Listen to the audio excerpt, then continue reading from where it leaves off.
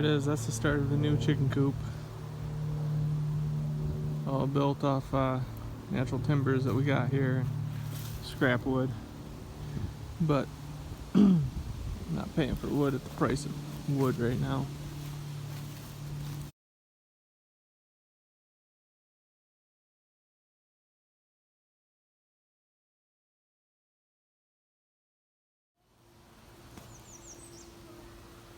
Here's the start to the chicken coop.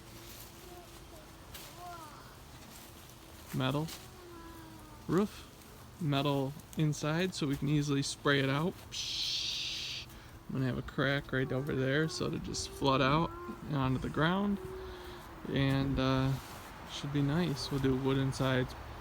I'm trying to piece together. I'm not buying wood, so whether I piece together all this leftover wood from the former homeowner or if I have to cut my own wood, we will see what it comes down to. We also have little remnants of metal, shingles.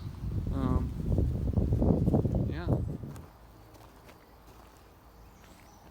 Roof up, floors on.